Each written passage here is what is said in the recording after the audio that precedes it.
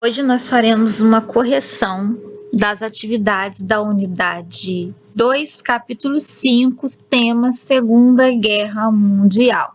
Então, peguem o livro 2 e vamos para a correção das nossas atividades. Página 321, questão 1 sobre o Pacto de Aço. Aí no livro de vocês tem uma imagem, E aí, existem duas perguntas no livro que são exatamente essas que estão escritas aqui. Quem são os dois líderes representados na imagem? E relaciona a imagem com o contexto histórico que estamos estudando. Vamos lá. As respostas. A resposta dá 1. Os líderes representados na imagem são Adolf Hitler e Benito Mussolini. E a imagem é uma representação do Pacto de Aço que garantia a ajuda mútua entre Itália e Alemanha em casos de conflitos militares. Então, é só a gente observar que esse Pacto de Aço ele foi feito muito antes da Segunda Guerra estourar, o regime nazista que estava começando a se formar, o fascismo na Itália que já estava bem estruturado, eles começam a se organizar e a formar alianças entre si, tá bom? Então, essas duas respostas aqui são referentes às perguntas da página 321. Dando prosseguimento, na página 328, vocês têm essa imagem, Ao fundo nós temos o símbolo da suástica, uma bandeira ali do nazismo, e está escrito em alemão no cartaz. E aí nós vamos fazer o seguinte, observar o cartaz a seguir e depois assinalar V para as alternativas verdadeiras e F para as falsas. Para isso, eu preciso que vocês prestem atenção no livro de vocês, nas informações que tem do lado de fora aqui do cartaz. Ele está cheio de informações que ajudam nas respostas. Vamos lá?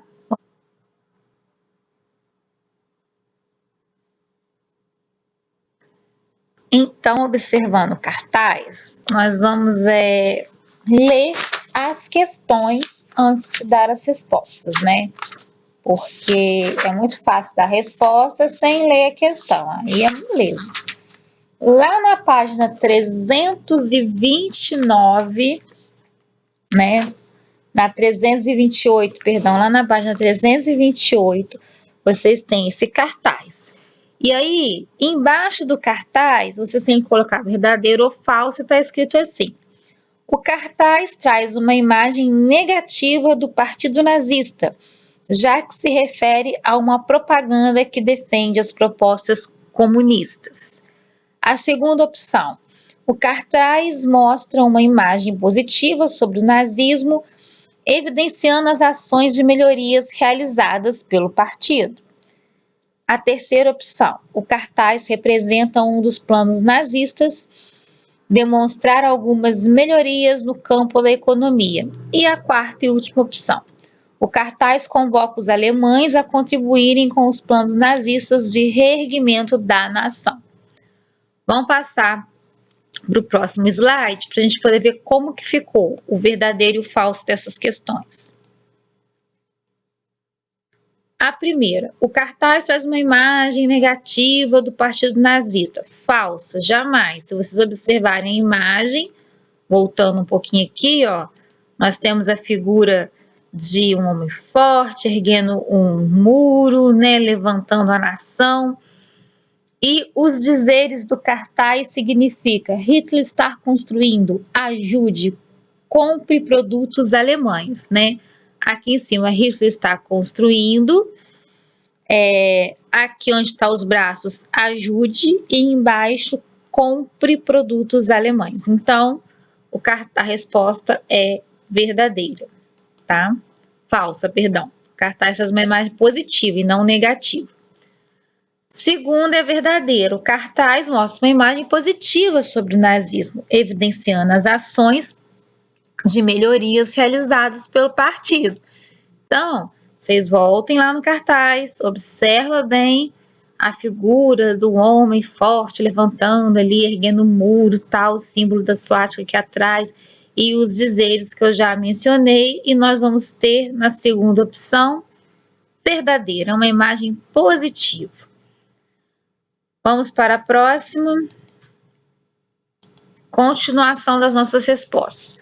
O cartaz representa um dos planos nazistas, demonstrar algumas melhorias no campo da economia. Verdadeiríssimo, porque a Alemanha, nesse momento, ela, com a ajuda de Adolf Hitler, isso nós não podemos negar, ela se ergue economicamente após a Primeira Guerra Mundial. Lembra que ela sai derrotada no Tratado de Versalhes?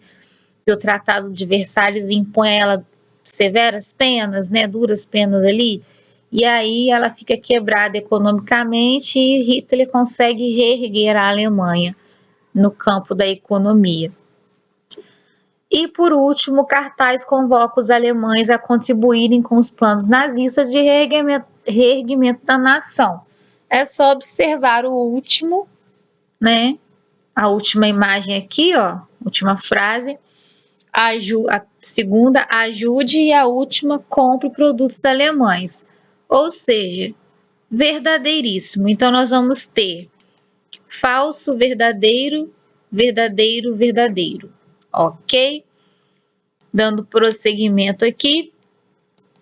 Vamos para a página. A questão 2 da página 328. Agora escreva quais eram as principais propostas defendidas pela ideologia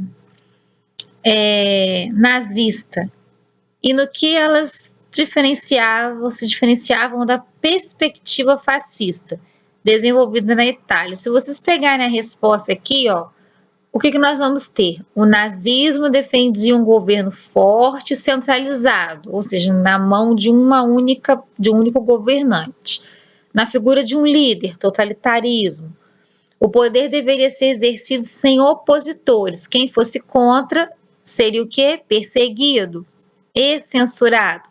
Além disso, no nazismo prevaleciam ideias nacionalistas e de segregação social. Segregação social nada mais é do que você separar as pessoas em classes sociais, tá?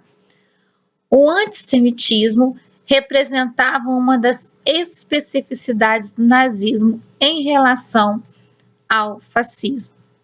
Ok? Essa é a resposta da 2 da página 328. Dando continuidade, na página 329, vocês vão associar cada um dos conceitos e acontecimentos a seguir com a sua definição correta, referente ao contexto da Segunda Guerra Mundial. Aí nós temos letra A, totalitarismo, letra B, espaço vital alemão, letra C, pacto de aço, letra D, fase de expansão nazista, letra E, a Blitzkrieg, né? E a letra F, Operação Barbarossa, letra G, ataque a Pearl Harbor. Vamos ver como é que vai ficar essa questão? Ficou período inicial da Segunda Guerra em que Hitler empreendeu uma expansão militar sobre diversos territórios europeus, entre eles a França. Letra D, totalitarismo.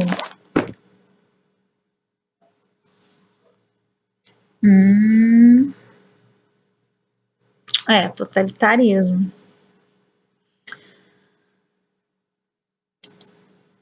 Tática de guerra relâmpago empregada pelo exército alemão, que consistia no bombardeio das bases de comunicação e transporte, seguido por um ataque com tanques e depois com infantaria motorizada. Ficou a letra E, a Blitzkrieg.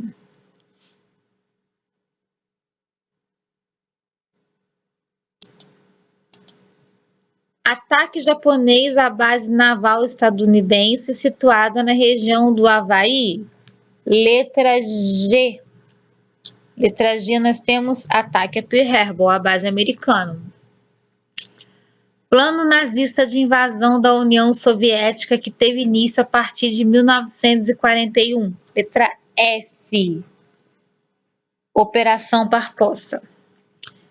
Característica de um regime político centralizado que exerce um forte controle sobre os diversos âmbitos do governo. Apresenta também ideologias autoritárias e nacionalistas. Letra A. Totalitarismo.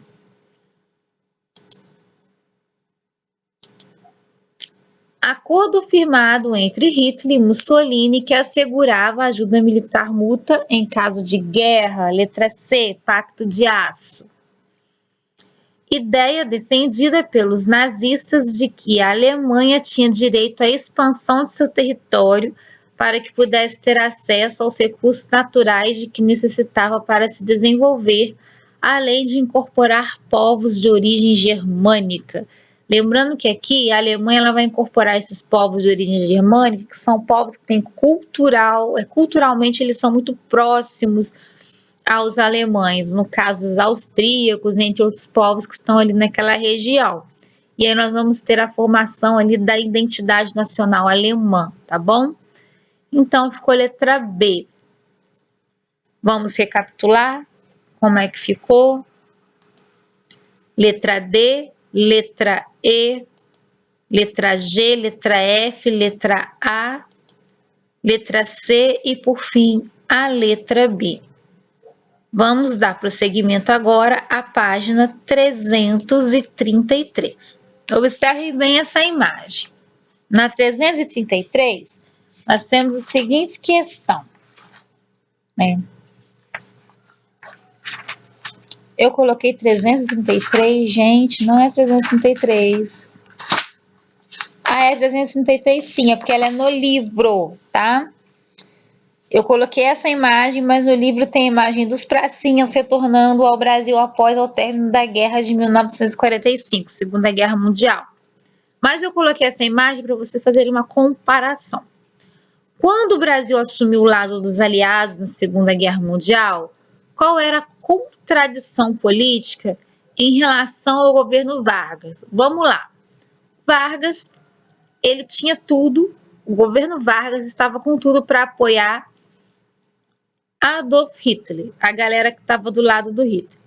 E aí, do nada, Getúlio Vargas assumiu o lado dos aliados, não do eixo. E aí nós vamos tentar entender por quê.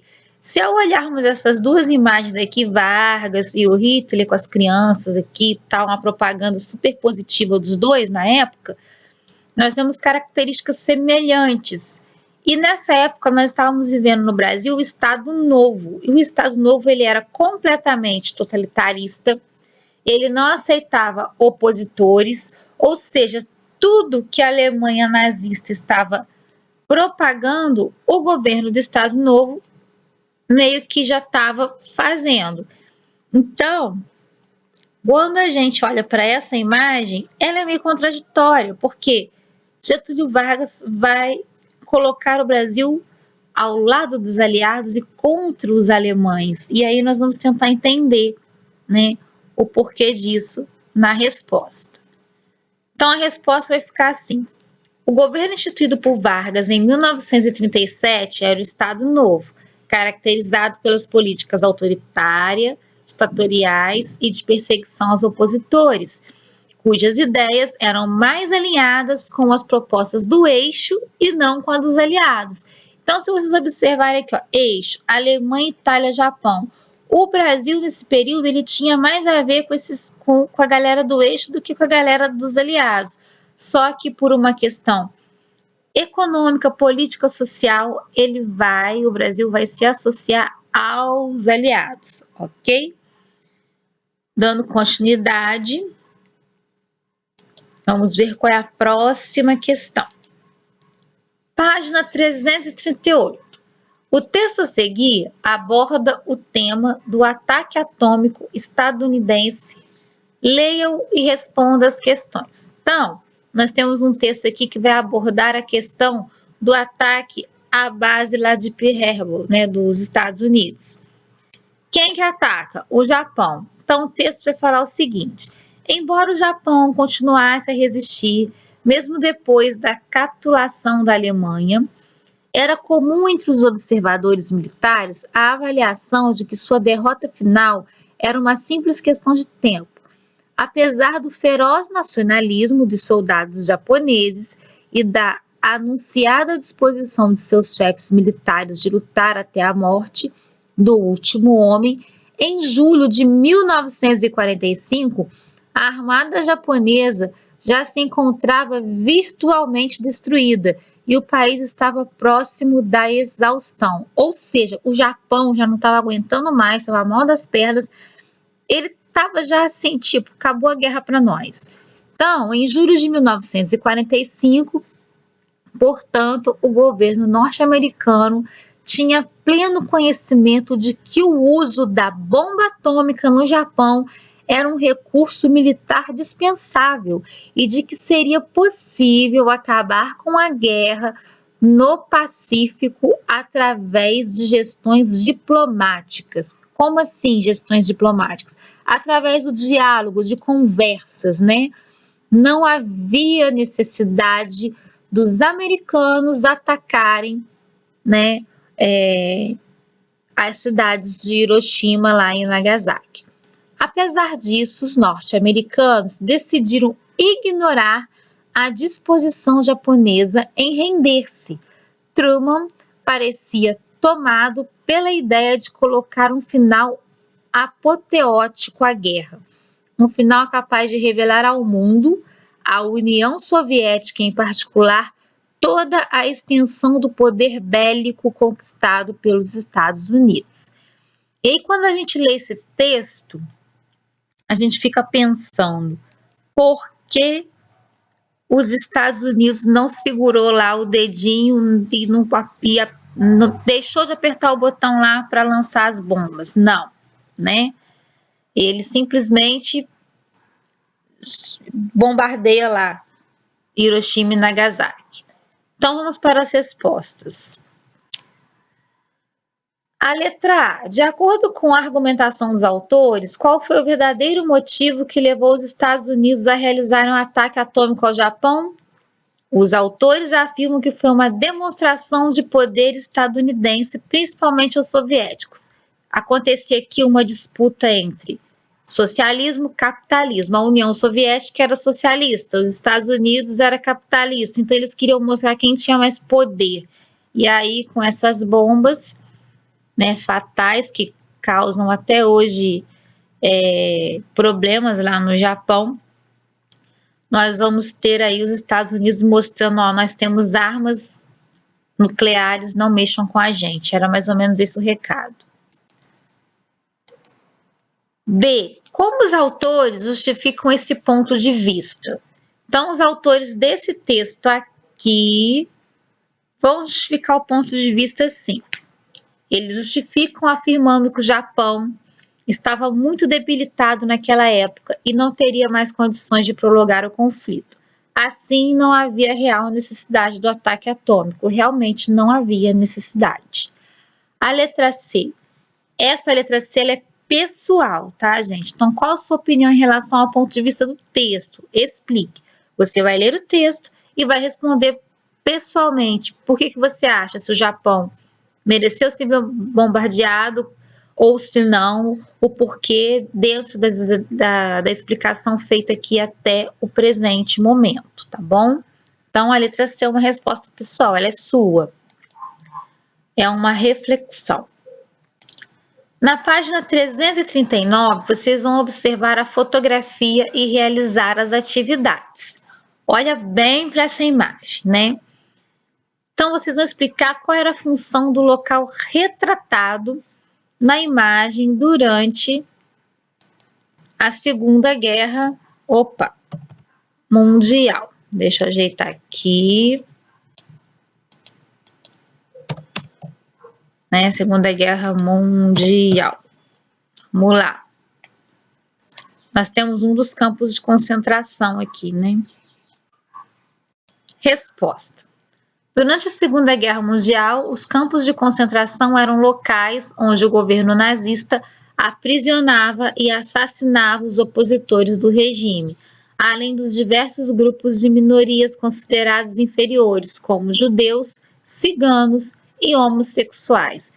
Todo mundo que não era considerado raça ariana, né, que Hitler dizia, né, que não era ariano, eles julgavam pessoas que não mereciam viver e aí eles mandavam para o campo de concentração. E os judeus vão parar lá por outras questões também. Ok? Já falado em aulas passadas, em videoaulas passadas, é só pesquisar lá que vocês vão achar os motivos. Letra B. Como a maioria da população alemã se posicionava em relação às políticas nazistas nesse período? Resposta. Grande parte da população alemã não tinha conhecimento das atrocidades praticadas nos campos de concentração. A propaganda nazista manipulava a imagem do governo, escondendo a desumanidade que caracterizava esses campos. Então, gente, para muitos, né, na Alemanha e no mundo, campo de concentração era algo que não existia. Na verdade, eles diziam que aqueles locais eram locais onde os judeus iam ter a oportunidade de trabalhar. Inclusive, existia uma propaganda muito mentirosa que o governo nazista fez, mostrando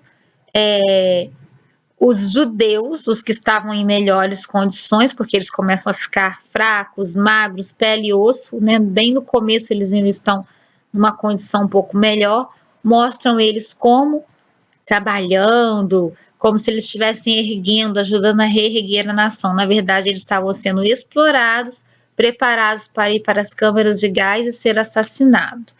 Então, isso aconteceu, não é historinha, não é conto da carochinha, isso é um fato histórico muito triste e que nós jamais devemos esquecer.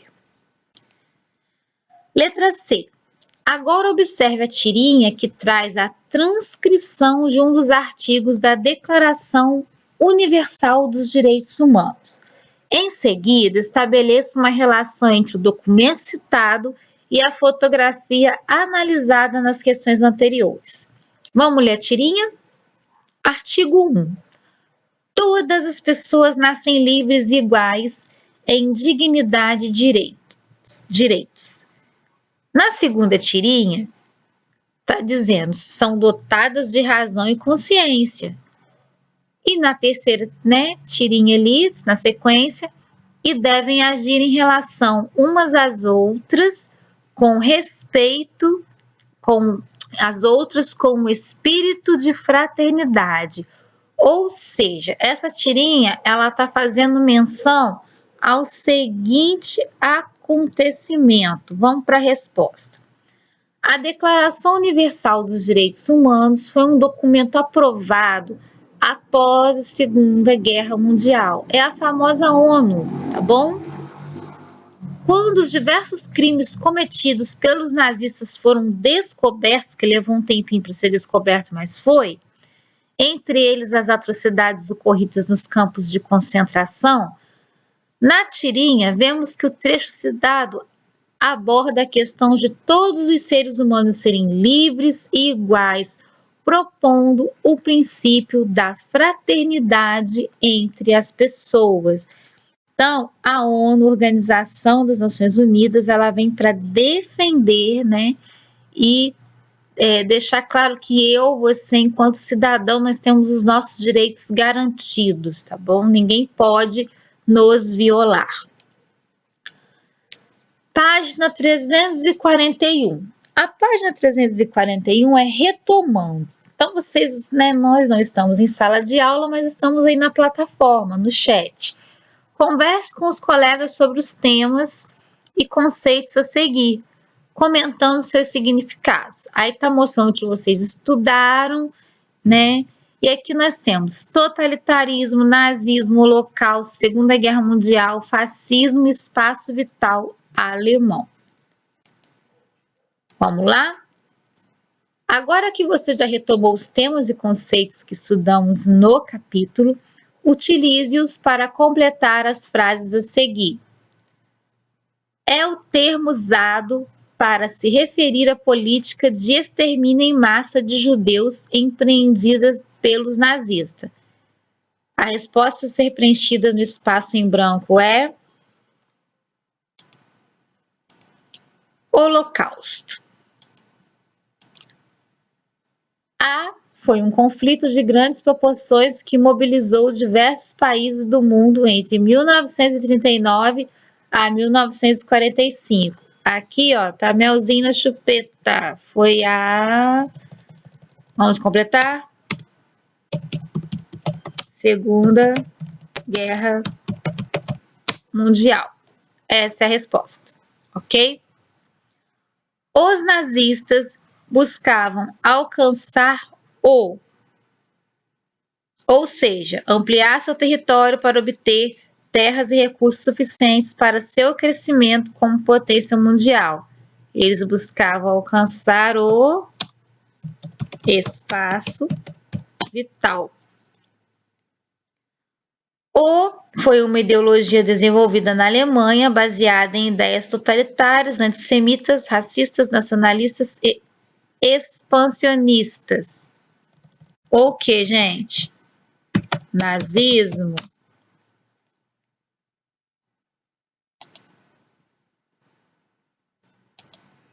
Aí ficou assim: a Segunda Guerra Mundial, o espaço vital e o nazismo.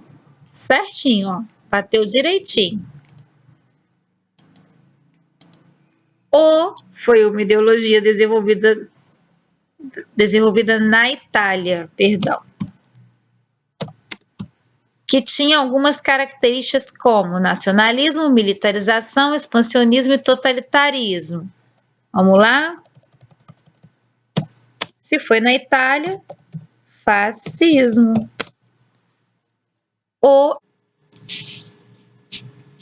Então vamos lá, gente, ó. Na página 344, vocês têm aqui o mais atividades. E aí vocês têm um quadrinho a ser preenchido. O meu está preenchido porque é o livro do professor.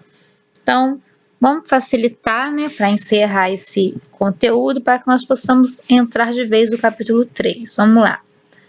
Mais atividades. A respeito do imperialismo na África, preencha a tabela a seguir com informações sobre os domínios de cada um desses países europeus. Aí vocês têm os países França, Bélgica e Inglaterra. E como foi a dominação imperialista na África. Gente, é só lembrar das aulas de imperialismo, bem lá no comecinho, né, que vocês vão entender. França, como é que fica definida a dominação, né? Como foi a dominação imperialista na África pelos franceses? Eles ocuparam a região da Argélia desde 1830, eles desapropriaram a população local e implantaram sistemas de trabalho exploratórios em propriedades agrícolas. No caso da Bélgica, os belgas se estabeleceram no território onde hoje é o Congo. Eles buscavam explorar principalmente marfim e látex. A ocupação belga foi extremamente violenta, impondo trabalho forçado e severas punições aos povos nativos. E no caso da Inglaterra, os ingleses dominaram algumas regiões do Egito, do Sudão e do sul do continente africano. Seus interesses estavam ligados à produção de algodão egípcio e à região de Suez, ali do Canal de Suez. Ponto estratégico de acesso ao Oriente. Então, o quadrinho ficou completo assim, as respostinhas estão aqui, eu já dei as respostas para vocês, é só completar e arrumar, no caso, quem tiver feito de forma errada. Vamos para a questão número 2. Questão número 2. Explique quais foram as consequências do imperialismo para os povos africanos, citando pelo menos 3 exemplos. Então, algumas das consequências que nós podemos citar é a ocupação de militares, a dizimação, né, acabaram com muitas das populações que viviam na África, dos povos nativos.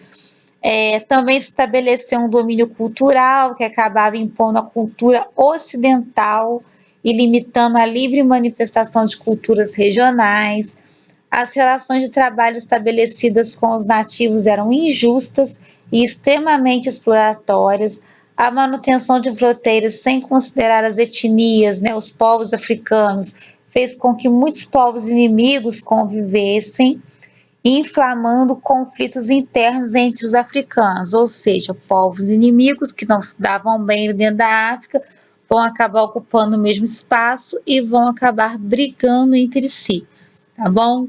Essa é a questão 2. Agora nós vamos para a questão 3, que é complete as frases a seguir com as palavras do quadro. Vamos lá. As palavrinhas são etíope, Japão, imperialistas, ingleses, resistência, independência e Índia. Letra A. Os povos da África e da Ásia não aceitaram de modo passivo as dominações imperialistas e organizaram movimentos de resistência. Letra B. A revolta dos cipaios foi um movimento que ocorreu na Índia e era contrário à dominação dos ingleses na região. C. O governante etíope Menelik II liderou seu povo em um movimento de resistência que conseguiu estabelecer a independência da região.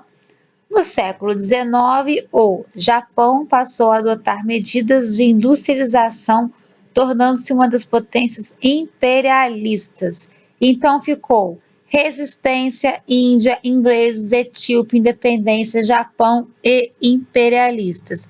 Vamos para a próxima página. Na página 345, logo na questão 4, lá em cima, vocês vão ver o seguinte. Não é a questão 4, perdão, nós vamos para a página 346. Depois eu volto na 345, a questão 6. Observe as duas fotografias que abordam o contexto da ascensão de regimes totalitários na Itália e na Alemanha. Depois escreva pequenos textos sobre como isso ocorreu em cada um dos países e que aspecto do regime aparece retratado nas imagens. Aqui nós vamos ter Mussolini discursando em Roma, na Itália de 1936, e Hitler durante uma visita ali na Alemanha em 1932. Então, vocês vão observar as duas imagens e vão fazer. Embaixo tem um espaço para que vocês possam produzir um texto sobre, pequenos textos, sobre o que está sendo retratado nas duas imagens, tá bom? E a número 7, eu vou deixar para vocês resolverem e enviarem para mim, e depois eu faço a correção. A mesma coisa eu farei com a questão 4, a letra A, letra B, letra C e a questão 5, da página 345. Boa correção para vocês, bons estudos e até a próxima aula. Em que o governo assume posicionamento autoritário de caráter intervencionista em diversos âmbitos da sociedade.